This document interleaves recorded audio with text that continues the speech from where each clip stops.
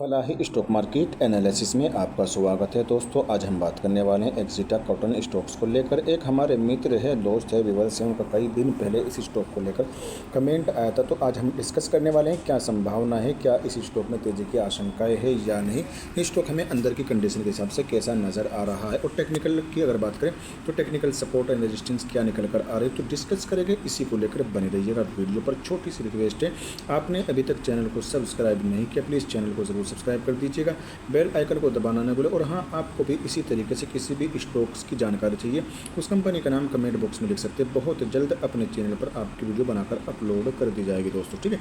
जैसे कि मैंने आपको उसका एक मुकम्मल चार्ट दिखाने की कोशिश की और आपके समझ में भी आ रहा होगा स्टॉक किस लेवल से उड़कर गया तो किस लेवल पर आता हुआ नजर आया। मोटा मोटी समझा, जिस लेवल से स्टॉक आपको उड़ता हुआ नजर आया था, करीब 9-10 रुपये से उड़ता हुआ नजर आया था, उसके बाद में स्टॉक का जो हाई बनता हुआ नजर करीब 40 या 45 रुपये के आसपास का हाई बनाता है, यानी 10 रुपये से उड़कर गया, मोटा मोटी 8-9 रुपये से लगा लीजिए, उनका 40 रुपये का हाई बनाता है। लेकिन उसके बाद में स्टॉक डायरेक्टली नीचे आता है और लेवल से लॉक होता है, तो फिर से 14 रुपये की रेंज में स्टॉक आता हुआ नजर आता है। उतार चढ़ाव होने के बाद में स्टॉक ने डिविडेंड दिया, बोनस दिया, फिर डिविडेंड दिया, फिर बोनस दिया, तो स्टॉक आपको इस रेंज में आता हुआ नजर आया दोस्तों, ठीक है। और हाई की अगर बात करें स्टॉक की हाई, अभी इसने जो हाई लगाया था करीब जनवरी 2025 में करीब 12 रुपये 35 पैसे के आसपास का हाई बनाया था। उसके बाद में इस स्टॉक का लो लग चुका है, करीब 10 रुपये के आसपास का लो लगा चुका है। अब टेक्निकल रेजिस्टेंस एंड सपोर्ट की बात, इसकी सपोर्ट की बात है, टेक्निकल बाद में देखेंगे। अगर हम इसकी सपोर्ट की बात करें तो 10 रुपये 70 पैसे पे स्टॉक का करंट प्राइस है, तो इसका एक सपोर्ट निकल कर आता है 10 रुपये 55 पैसे, मोटी 10 रुपये 50 पैसे से पहले सपोर्ट लेता है तो अच्छी बात है, वरना इसका दूसरा सपोर्ट आपको मैं बता दूँ 10 रुपये 15 पैसे, मोटा मोटी समझ लीजिए 10 रुपये से पहले, ठीक है। 10 रुपये से पहले इसी स्टॉक को सपोर्ट ले लेना चाहिए, ठीक है। अगर 10 रुपये के नीचे स्टॉक जाता है तो इसमें आपको और भी गिरावट देखने को मिल सकती है, ये मेरी संभावना है। बाकी खुद की रिसर्च कर लीजिएगा, बाय सेल करने की रिकमेंडेशन नहीं है, एक अपडेटेड वीडियो नॉलेज के लिए दोस्तों, ठीक है। और मैं सेबी रजिस्टर हूँ, इस चीज़ का ख्याल रखिएगा। और मेरी सलाह ये रहेगी किसी अच्छे मल्टी बैगर स्टॉक्स पर नज़र रखिएगा। और इनमें तो अगर आप फ्रेश एंट्री की सोचें तो मेरी तरफ से सलाह बिल्कुल नहीं है। किसी अच्छे स्टॉक, अगर आप किसी 1000 रुपये इन्वेस्ट करें, तो आप अगर हर महीने 1000 रुपये इन्वेस्ट करते हैं तो किसी अच्छे मल्टी बैगर स्टॉक्स में, यानी जो फंडामेंटल भी ठीक हो, कारोबार भी ठीक हो, जिस कंपनी को आप जानते भी हो, पहचानते भी हो, वो कंपनी आपके इलाके में भी हो और आपके शहर में भी काम कर रही हो, तो ऐसे स्टॉक्स पर आप नज़र बना के रखनी चाहिए, ठीक है। जो रिटेल इन्वेस्टर, जो खासकर नए निवेशक होते हैं, उनके लिए बेहतर ऑप्शन रहता है दोस्तों, ठीक है। अब अंदर की कंडीशन देखने चलते हैं आगे की ओर दोस्तों। वीडियो को लाइक कर दीजिए, चैनल को। 52 वीक हाई और लो की अगर बात की जाए तो इसका 52 वीक लो 10 रुपये 12 पैसे का है और 52 वीक हाई 21 रुपये 34 पैसे का देखने को मिल जाएगा। ऑल टाइम लो 9 रुपये 57 पैसे का, ऑल टाइम 40 रुपये 69 पैसे का देखने को मिलेगा, ठीक है। और अगर हम इसका थोड़ा नीचे ईयर ऑन ईयर के साथ EPS में गिरावट है, वो बाकी लो PE आपको यहाँ पर देखने को मिलेगा।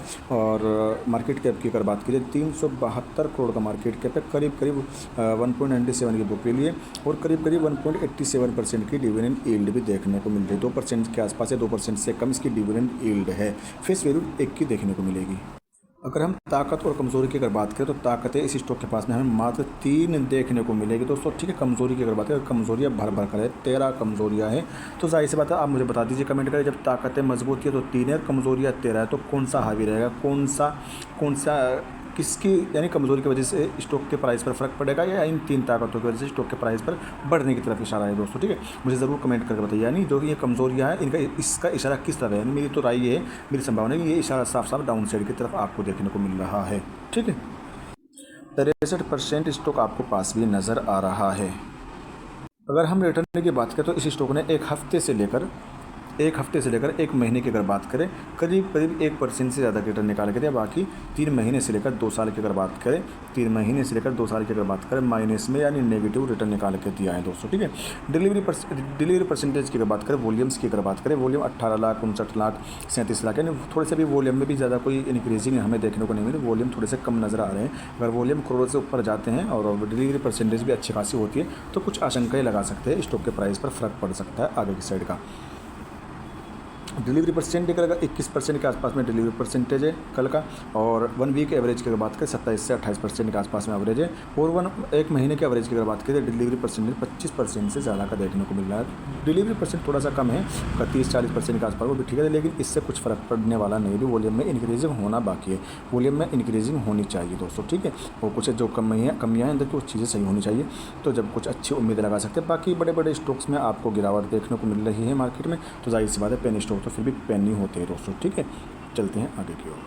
जो चीज़ें अच्छी है उसको भी आप नोट कर लीजिएगा। अगर हम इसके रिवेन्यू की अगर बात करें, 2023 में 552 करोड़ से ज़्यादा का इसका रिवेन्यू था, जो 2024 में बढ़कर 1102 करोड़ से ज़्यादा का देखने को मिल रहा है। ठीक है, प्लस पॉइंट है।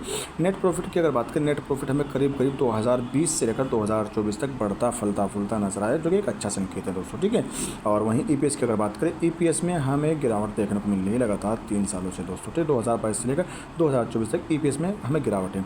बीवीपीएस की अगर बात करें, बुक वैल्यू पर शेयर की अगर बात की जाए, तो इसमें भी हमें गिरावट देखने को मिल रही है। और आरओई की यानी रिटर्न ऑन इक्विटी की अगर बात की जाए, करीब करीब इसमें भी हमें गिरावट देखने को मिली 3 साल से, लेकिन आरओई हमें पॉजिटिव यानी ठीक ठाक देखने को मिल जाए। 31% से ज़्यादा का आरओई है, और अगर आरओई 20% से ज़्यादा का तो ठीक है यानी पॉजिटिव माना जाता है दोस्तों। ठीक है, और इसका ऑलरेडी 31% से ज़्यादा का आरओई यानी रिटर्न ऑन इक्विटी है, यहाँ तक तो ठीक है नज़र। डेट की अगर बात की जाए तो डेट हमें बढ़ता हुआ नज़र आया है। 2023 में कोई डेट नहीं था, लेकिन 2024 में 0.31% के आसपास में डेट आपको देखने को मिल रहा है, तो समझ सकते हैं। सेक्टर रहेगा टेक्सटाइल का, इसका सेक्टर रहेगा दोस्तों। ठीक है, वहीं टेक्निकल रेजिस्टेंस सपोर्ट की बात कर लेते हैं। टेक्निकल रेजिस्टेंस एंड सपोर्ट की अगर बात की जाए तो उसका पहला टेक्निकल रेजिस्टेंस रहेगा 11 रुपये 15 पैसे का, दूसरा 11 रुपये 30 पैसे, तीसरा टेक्निकल रेजिस्टेंस रहेगा 11 रुपये 47 पैसे, मोटी 11 रुपये 50 पैसे के ऊपर में स्टॉक अगर सस्टेन होता है, अच्छी उम्मीदें लगा के चल सकते हो। अगर हम सपोर्ट की अगर बात करें, पहला सपोर्ट था इसका 10 रुपये 83 पैसे का, जो तोड़ता हुआ नजर आया है। दूसरा सपोर्ट है 10 रुपये 66 पैसे का, जो अभी तोड़ना बाकी है। और तीसरा सपोर्ट है 10 रुपये 51 पैसे का। मोटी समझा दो, अगर इस स्टॉक में गिरावट जारी रहती है, 10 रुपये 50 पैसे से पहले सपोर्ट ले लेना चाहिए। अगर 10 रुपये 50 पैसे का सपोर्ट काम नहीं करता है, तो इस स्टॉक को 10 रुपये से पहले सपोर्ट ले लेना चाहिए। अगर 10 रुपये से पहले सपोर्ट नहीं लेता, नीचे आता है, तो फिर ये स्टॉक आपको नया 52 वीक लो भी लगाता हुआ नजर आ सकता है। ये सिर्फ मेरी संभावना है, बाकी खुद की रिसर्च कर लीजिएगा। बाय सेल करने की रिकमेंडेशन नहीं है, एक अपडेटेड वीडियो नॉलेज के लिए दोस्तों। ठीक है, अगर हम यहाँ प्रमोटर की होल्डिंग की अगर बात करें, प्रमोटर की होल्डिंग करीब 41 से 42% के आसपास में देखने को मिल जाएगी। वहीं एफआईज की होल्डिंग की बात करें, करीब करीब 1.8% की देखने को मिल जाएगी। पब्लिक की होल्डिंग की बात करें, 56% से ज़्यादा की होल्डिंग पब्लिक की देखने को मिलेगी। अब किसकी होल्डिंग में गिरावट है वो देखने को रहेगा। इसमें जो है प्रमोटर की होल्डिंग में हमें क्वार्टर टू क्वार्टर हमें गिरावट देखने को मिल रही है दोस्तों। ठीक है, यानी जो इसमें 64-70 की होल्डिंग थी दिसंबर 2023 में, लेकिन घटकर दिसंबर 2024 तक 41-93 की होल्डिंग रह चुकी है। यानी 64% से घटकर दिसंबर 2024 तक 41.93% तक की होल्डिंग में गिरावट देखने को मिली है दोस्तों। ठीक है, यानी इतनी 41.93% की होल्डिंग बाकी है प्रमोटर की।